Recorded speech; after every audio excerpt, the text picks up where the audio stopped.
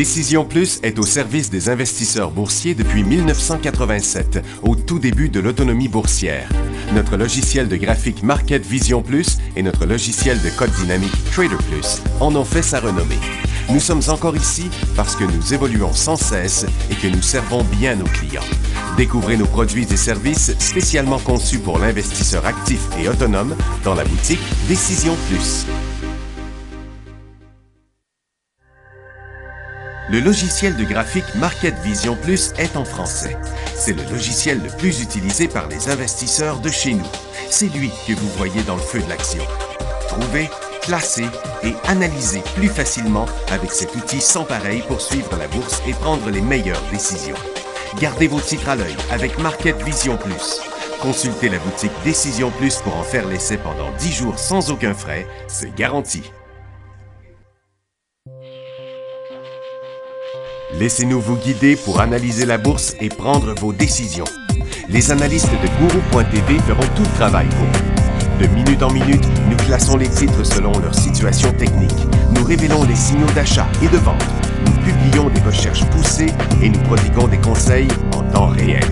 Ça commence avant l'ouverture et ça se poursuit jusqu'à la fermeture des bourses. Profitez de chaque cycle boursier avec Guru.tv. Trader Plus, l'instrument du day trader. 50 cotes qui clignotent en même temps. Autant de listes que vous voulez. Graphiques à la seconde. De 3 à 30 graphiques. Des alarmes à volonté. Des listes de cotes préparées.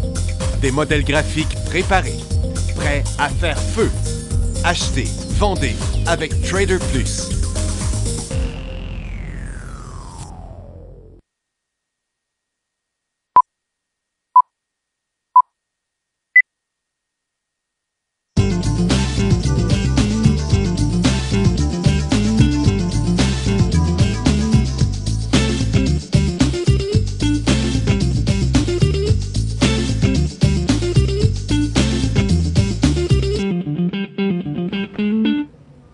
Bonjour tout le monde, bienvenue dans le feu de l'action. Jeudi le 9 juin 2016. Bon, les marchés jouent au yo-yo depuis ce matin. Les marchés ont descendu, mais n'ont pas décroché en bas d'un certain niveau important. Ça rebondit, ça retombe, ça rebondit, ça retombe. Toujours pas de direction. Comme je l'ai dit ce matin sur Guru.tv, passer les 125, 130, on va voir comment à la baisse, on va voir sur Toronto, on pourrait avoir des choses en décrochage. Pour l'instant, c'est de la correction un peu partout. On va faire le tour de tout ça tantôt. J'ai quelques courriels papier et quelques-uns encore sur la tablette. On devrait pouvoir vous ouvrir ça un petit peu plus tard, donc vous pouvez parler vos questions. Et là, bon, ben, c'est que le marché de Nasdaq a viré de bord, là, à partir de son sommet. Là, ça traverse pas, là, de ce côté-ci. Et du côté du Dow Jones non plus. On s'est arrêté avant de traverser la résistance. Sur le SPY, ça s'est fait, mais très, très, très faiblement. On se recorrige aussi. Et sur le TSX, ben, on a inversé le dernier cycle haussier. Donc là, on a des marchés en correction. Et c'est valable dans la majorité des secteurs. Donc, on n'a pas beaucoup de nouvelles aujourd'hui, tant mieux, on pourra faire plus d'analyse technique. Bon, il ne disait pas grand-chose sur ah, tiens, j'ai une nouvelle là, qui est fermée. La bourse de Chine est fermée, mais les Chinois sont fermés pour la fête des bateaux dragons. Hey, toute une fête. Bon, la force du yen considéré comme un actif refuge, ils disent que ça freine les marchés. Donc, c'est à peu près n'importe quoi. Là. Ils ont sorti quelque chose, juste pour dire. Puis à Londres, ils disent que le marché se corrige parce que le pétrole se corrige. Donc, il n'y a pas grand-chose. Hein. Il n'y avait rien à dire sur les marchés internationaux aujourd'hui. On a quelques nouvelles sur le marché américain, pas beaucoup.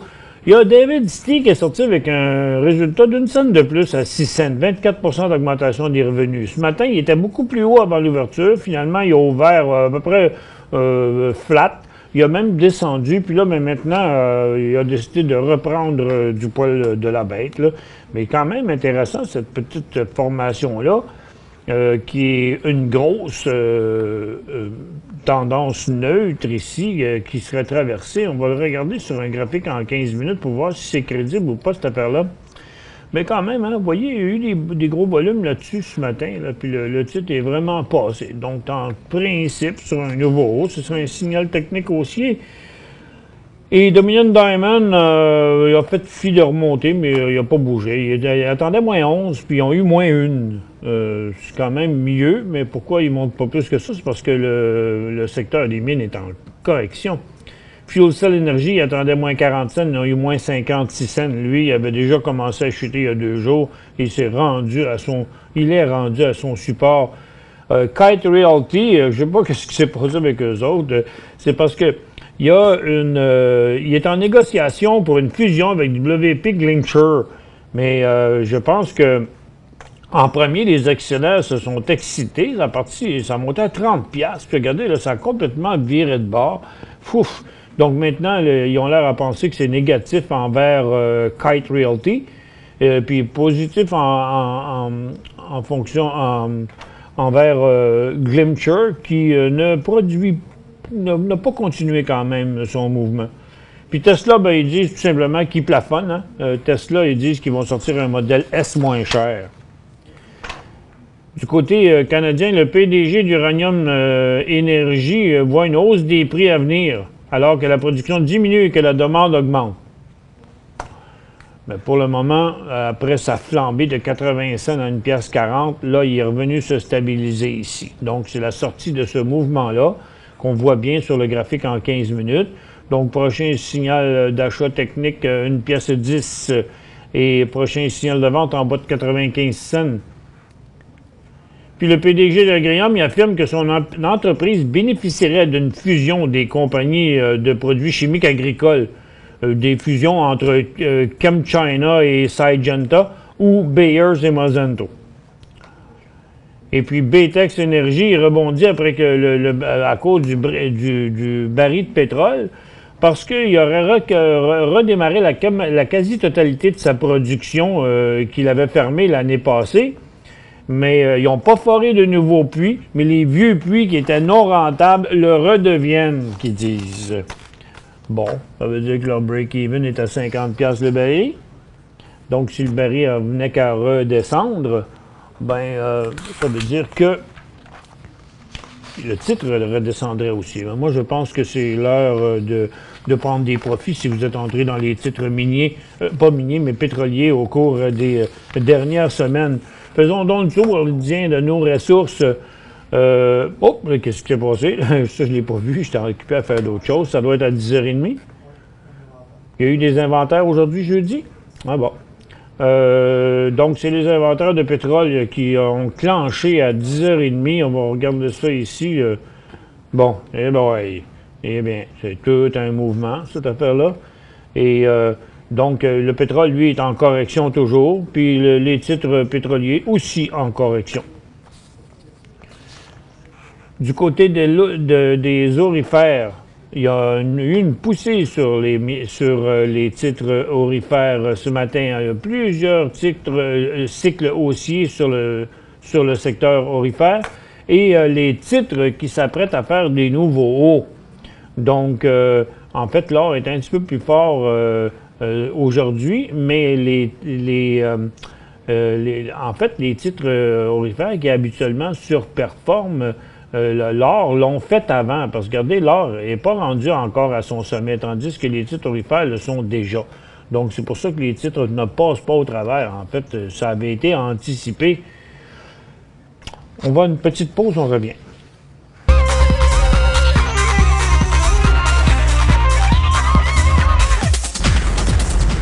Du côté des mines, c'est l'interruption du cycle haussier. Maintenant, le cycle haussier est terminé. On est entre deux cycles. Si vous avez participé à la dernière petite phase haussière, ce serait peut-être une bonne chose de réduire vos positions maintenant. Pour ce qui est des autres secteurs, la consommation discrétionnaire, maintenant, menace de revenir sur son support précédent. Les télécoms aussi ont franchi leur support, donc il y a de la faiblesse de ce côté-là. Du côté des services financiers, ça n'a pas passé, c'est en train de revenir aussi. Dans les industriels aussi, on est en correction. Les real estate, on est en correction. Les services aux collectivités, La santé, on fait juste un petit rebond aujourd'hui, puis c'est dans une situation précaire. Barron qui est encore sur son bas des dernières années. Et puis la consommation de base a inversé son cycle haussier, puis la techno en correction aussi. Donc, il n'y a plus vraiment d'acheteurs là dans le moment sur le marché, dans les secteurs traditionnels. C'est viré au calme, puis il y a même un peu de prise de profit que je dirais. Donc, somme toute, tout le marché est encore une fois arrêté. On a eu, ça a été le pétrole qui a enclenché le dernier cycle haussier, mais ça n'a pas été très, très, très loin. On a ici quelques questions à répondre. Je vais aller sur ma liste. BNK a été vendu aux Chinois en avril dernier à 2,20. L'offre a été acceptée par les actionnaires le 31 mai dernier à 97 %. Il ne reste que l'accord de l'Industrie Canada pour la fin de juin. Pourquoi le titre demeure environ à 2,3? Acheter 2000 à 1,11. Écoutez, le mieux que vous pourriez aller, c'est 2,20. Hein? Vous le dites vous-même, il manque que l'accord de l'industrie. Bon, c'est pour ça qu'il ne vaut pas 2,20. Parce qu'il y a encore un risque qu'il y ait quelque chose qui accroche, même si les actionnaires ont accepté. Puis comme vous avez acheté ça à 1,11 en début d'avril, moi, si j'étais vous, je sortirais de là. Goodbye. Non? Pourquoi le risque en vaut pas... non, vous sortez de là et mettez ça ailleurs. C'est quoi la nouvelle sur HMNY? Je ne le sais pas. C'est un partenariat avec une autre compagnie que Francis me dit en arrière. CRE acheté à 72 cents le 2 juin. Le 2 juin. Oh, boy, elle est loin un peu celle-là. S1. CRE acheté 72 le 2 juin. Aujourd'hui, c'est un signal de vente. Bon, c'était daté de quand? Du 7 juin. Le 2 juin, puis le 7 juin, c'est ici. Non, il n'y a pas eu de signal de vente encore, parce que, regardez, il est encore au-dessus de son support. Sa tendance est encore haussière. Elle avait même été accélérée. Puis là, son creux demeure encore plus haut que le précédent. Donc, il n'y aurait pas de signal de vente avant qu'il ait traversé les 55 cents à la baisse. IGC, on achète ou pas? Non, on n'achète pas. Integra Gold, seulement lorsqu'il travaille pas. 78,80, là. OK? Puis il fait comme le secteur, d'ailleurs. Donc, quand l'indice du secteur passerait celui-là, là, quand l'ensemble des titres passeront, et quand votre Integra Gold fera un nouveau haut aussi. Je me suis fait prendre dans HVU. Pas moi, mais... un auditeur, vendredi dernier à 13h18. Faux élan dans l'après-midi, je voulais sortir à 12h80. On va mettre ça dans 15 minutes, là. Bon, vous voulez sortir à 12h80, mais là, le marché est en correction. Ça fait qu'HVU, il est parti de l'autre bord. Donc, pour le moment, vous aviez un point à ne pas dépasser ici, là, hier. Puis depuis le 7 juin, il remonte tout le temps. Donc là, pour l'instant, il est encore bien beau. Vous avez payé 13,18, vous voulez sortir à 12,80. Mais là, pour l'instant, si vous l'avez encore, gardez-le. Vous avez quand même des bonnes chances de vous rendre en haut. Là, disons que son point de sortie serait comme 11,78. Là. Ça ferait quand même une perte plate à faire. Donc, on va vous souhaiter que le marché reste en correction. Je pense qu'il y a moyen... de revenir à 13,18, là, mais j'ai de la misère à voir quand est-ce que vous êtes entré là-dedans à 13,18, là, ou est-ce qu'il y avait... peut-être ici, dans ce coin-là. Ouais, peut-être. En tout cas, au moins, là, il est parti dans la bonne direction. Le signal s'inverserait, comme j'ai dit tantôt, dans les 11,80. GPRO à 9,86. Est-ce que c'est un bon achat? Ben, ça fait un bout, là, 9,86. Hein? Pourquoi? Oh non, c'est un vieux courriel, excusez. Là, pour l'instant, GoPro, si vous êtes entré à ce prix-là, je prendrais des profits parce que j'ai l'impression qu'on va revirer de bord sur GoPro. AR acheté à 3,28. Il me reste 5, 6 questions. Là. On va vous ouvrir la barre de questions pendant la pause. Ici, on a AR achetait 3,28. Non, ça, c'est pas le bon AR. 3,28. Vous l'avez accroché ici, je suppose, dans ce coin-là, oui. Un bon achat. Ben, pour l'instant, il est bien parti. Il va très, très bien. Et, il continue encore à la hausse. Il était un petit peu plus haut. Moi, je conseillerais de prendre un profit, surtout qu'il remonte encore un peu. Pour joindre Michel Carignan et son équipe par courriel, écrivez à michelcarignan@decisionplus.com. 5 bonnes raisons de gérer vos investissements avec Banque Nationale Courtage Direct. Des frais de commission fixes à 9,95 en tout temps pour tous les clients et à partir de seulement 6,95 si vous êtes un investisseur actif. Aucun frais d'administration annuel si vous détenez plus de 20 000 $ dans vos comptes. La possibilité d'ouvrir des comptes enregistrés en devise américaine. Des outils performants afin de faciliter vos prises de décision. Un service à la clientèle primé et un niveau de satisfaction parmi les plus élevés de l'industrie. Pour en savoir plus, visitez le bncd.ca ou appelez-nous dès maintenant. Décision Plus est au service des investisseurs boursiers depuis 1987, au tout début de l'autonomie boursière. Notre logiciel de graphique Market Vision Plus et notre logiciel de code dynamique Trader Plus en ont fait sa renommée. Nous sommes encore ici parce que nous évoluons sans cesse et que nous servons bien nos clients. Découvrez nos produits et services spécialement conçus pour l'investisseur actif et autonome dans la boutique Décision Plus.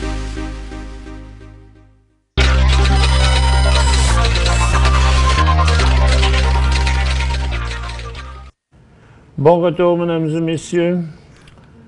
Juste un petit transfert encore ici. Bon, voilà, on y va avec le premier ici. J'ai AR, c'était fait. NTY sur le Venture, est-ce un pump and dump?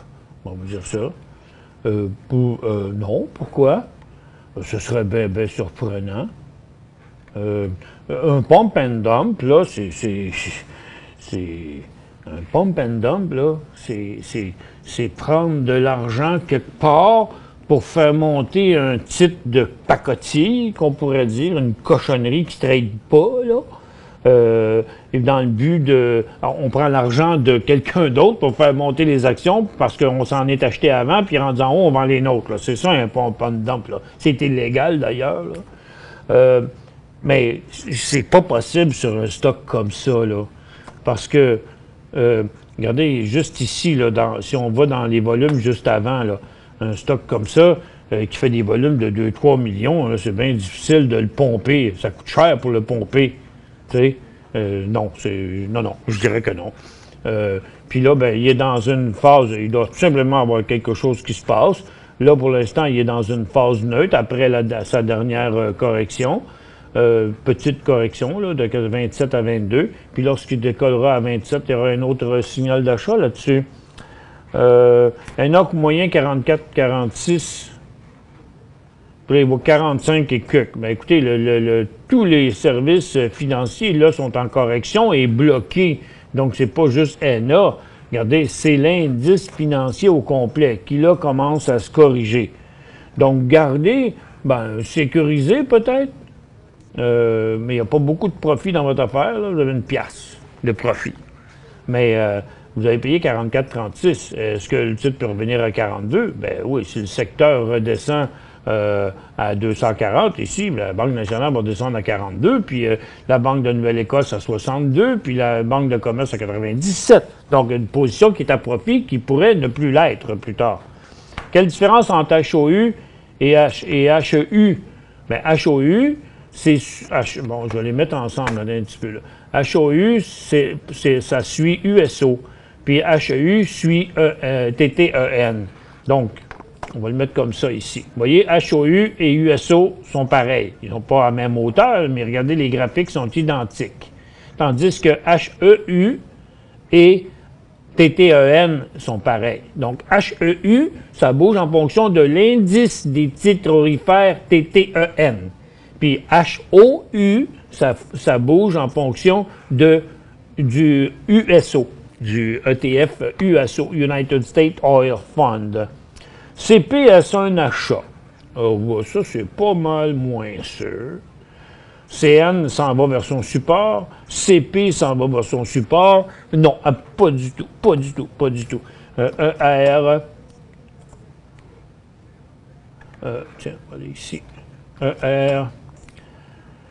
Eastman Resources, analyse moyenne 0.365. Puis là, ben, vous êtes bien beau, il va bien pour l'instant. Regarde, son gros support ici, il est encore sur un top. Pourrait se corriger encore un peu. Le point, c'est, bon, 36,5, là, vous êtes ici, votre prix de revient. Puis là, vous êtes en haut. Fait que, là, vous avez du profit en masse. Disons qu'il pourrait se corriger un peu. Le problème, c'est que son seul signal de vente, il serait quasiment rendu au prix payé. OK? Ça fait que là, moi, ce que je vous dirais, suivez la tendance en graphique de 15 minutes. Puis quand cette tendance-là sera inversée, comme elle l'aurait été ici à 55, puis dans le moment, elle serait à 62. Fait que, arrangez-vous pour mettre au moins 2 prix à la baisse. OK? Comme dans le moment, ce serait comme 62, là. Et vous avez assez de marge de manœuvre, fait que vendez pas pour rien. Mais moi, je mettrais un stop loss de la moitié de la position à 60, genre. OK? Pour vous assurer que vous allez en vendre au moins la moitié après du double du prix payé. HBM, c'est HB minéral, mais il ne se corrige pas beaucoup, HB, par rapport aux autres aujourd'hui. Si vous en avez, je prendrai un profit immédiatement là-dessus, je réduirai la position de moitié. S'il stabilise ici, puis après ça, il redécolle plus tard en haut, vous la rachèterez. J'ai acheté ce matin CGC. CGC à 2,63. Et il est en feu, là. Il va bien, là. Canopy Growth, je ne sais pas pourquoi il monte. On dirait bien qu'il est parti pour une petite envolée de quelques jours, là. Il y a un potentiel jusqu'à 2,90. Vous avez payé 2,70. Est-ce que c'est un bon point d'entrée? Je conserve, mais si, ben oui. Pour l'instant, vous conservez. Le titre est en décollage. Bonne fête, Michel, de Joanne. Bon, ben, merci, Joanne. Oups, là. Et oui, c'est aujourd'hui, encore une fois, une autre année de compléter. DUST 9,70. Hop, ça, c'est pas à bonne place. DUST.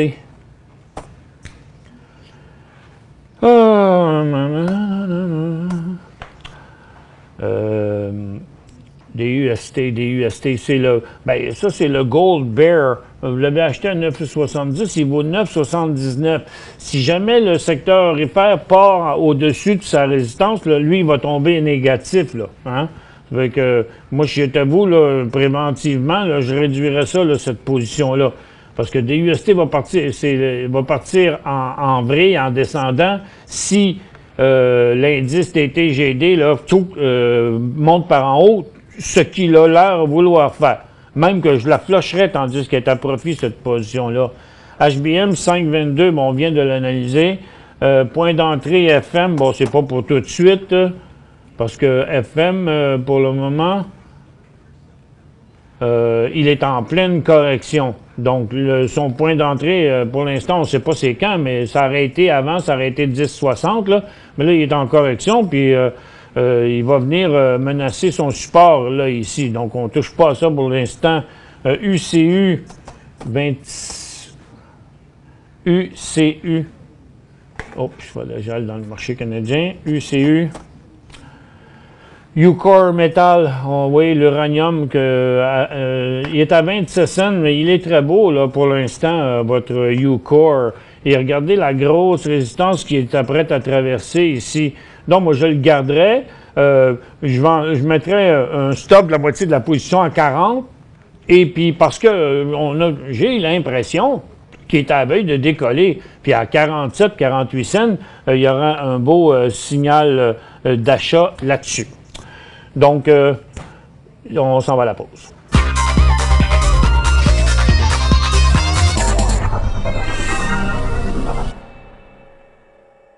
Cinq bonnes raisons de gérer vos investissements avec Banque Nationale Courtage Direct. Des frais de commission fixes à 9,95 en tout temps pour tous les clients et à partir de seulement 6,95 si vous êtes un investisseur actif. Aucun frais d'administration annuel si vous détenez plus de 20 000 $ dans vos comptes. La possibilité d'ouvrir des comptes enregistrés en devise américaine, des outils performants afin de faciliter vos prises de décision, un service à la clientèle primé et un niveau de satisfaction parmi les plus élevés de l'industrie. Pour en savoir plus, visitez le bncd.ca ou appelez-nous dès maintenant. Laissez-nous vous guider pour analyser la bourse et prendre vos décisions. Les analystes de Guru.tv feront tout le travail pour vous. De minute en minute, nous classons les titres selon leur situation technique. Nous révélons les signaux d'achat et de vente. Nous publions des recherches poussées et nous prodiguons des conseils en temps réel. Ça commence avant l'ouverture et ça se poursuit jusqu'à la fermeture des bourses. Profitez de chaque cycle boursier avec Guru.tv.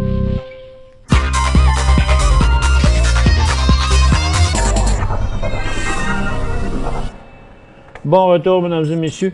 Francis, sais-tu ce qui arrive avec... Oh, OK. Je viens de comprendre. Acheté par SSO. Ah bon. Attends un peu, je vais envoyer ça ici. Puis SSO, est-ce qu'il va y avoir un switch SSO? Cloud Resources a été acheté par Silver Standard. Donc, je ne sais pas trop comment ça va se passer, mais... acheté par SSO, à quel prix? Je ne sais pas. Je ne sais pas. Bon, je sais qu'il ne transige plus CRJ, là. Donc, écoutez, je vais prendre une note là-dessus, là. C'est CRJ SSO. On répondra à ça plus tard ou demain. Support de pote. Pote, bien, il est très facile à identifier, le support de pote. Il est 20$ et 27, 20$ et 15, donc mettons que c'est 20$, là. Et Agrium descend, pote descend, regarde, ils ont l'air à chercher des bonnes nouvelles. Le matin, ils disaient que ça favoriserait s'il y avait ci, puis s'il y avait ça, là. Mais pour l'instant, en tout cas, il faut se tenir loin d'eux autres, ils vont pas bien. NMX 3000 à 1,49. Ah, un petit bout, je ne l'ai pas vu. Hein? À 1,49. Ouch. OK. Garder ou vendre. Bon, vous l'avez acheté à 1,49. J'espère que ce n'était pas en descendant. Mais en montant, vous l'avez vu à 1,94. Hein? Ah, je sais qu'aujourd'hui, vous devez vous dire, Gilles, ouais, j'aurais dû prendre un profit. Mais attention, par exemple, là, il y a eu des grosses prises de profit dessus. On a tout l'air que son nouveau support est là. Pour moi, je le garderai là, parce que vous avez payé 1,49 puis il vaut une pièce et demie. On va regarder son graphique intra-séance. En plus, regarde, il y a quelqu'un qui est en train de s'occuper de son sauvetage, on dirait. Je sais pas qu'est-ce qui est arrivé ici, par contre. J'étais pas là, j'étais à l'extérieur. Et puis là, ben, il est en train de remonter. Une chance. Mais vous avez perdu une bonne occasion ici de réduire la position. Comme vous l'avez vu, si vous l'aviez fait, ça aurait été moins inquiétant ici. Mais pour le moment, il est en train de repartir. GCG, Guardian Capital Group, sur croissance. Ah, c'est hein? GCG. Bon, j'ai bien le bon symbole. C'est vous qui vous êtes trompé, je suppose. GCG, puis j'ai GCG. OK, non. Venture, oui, mais sur Toronto, puis Venture, c'est pas pareil. C'est le même symbole. Il ne peut pas exister deux fois le même symbole au Canada. Il n'y a pas de GCG. Et DBO, c'est D-Box. Il continue encore le D-Box. Quoi faire? Gardez-le, si vous l'avez. Si vous ne l'avez pas, moi, je trouve ça hasardeux acheter une compagnie qui a fait 1, 2, 3, 4, 5, 6, 7e cycle haussier. Tellement monté comme ça. Ça ne veut pas dire qu'il n'y a plus de potentiel. Regarde, aujourd'hui, c'est comme un signal technique haussier. OK? On va regarder dans son graphique intra-séance. Il y a eu un super bloc de 400 000 à l'ouverture. Ça, c'est moins bon. Mais les volumes ont été soutenus encore par après. La seule affaire, c'est que si vous l'avez gardé là, et puis mettez-vous un stop à 60 cents, puis un autre à 50 cents, mettons. Mais si vous n'en avez pas, si vous voulez l'acheter ici, oui, à condition que vous mettez un stop à 62 cents. Parce que s'il part de l'autre bord, vous ne voulez pas l'avoir acheté sur le sommet de la montagne non plus. PDG à 25 cents. PDG. PGD. Ça, je fais ça souvent, cette erreur-là. Hein? Peregrine Diamond, Les diamants, ils vont pas trop pire. De ce temps-là, à 25 cents, vous l'avez payé 22. Regardez, il y a une bonne résistance ici à 25 cents, là. OK? Donc, là, pour l'instant, il reste positif. Il se corrige sur des volumes en diminution.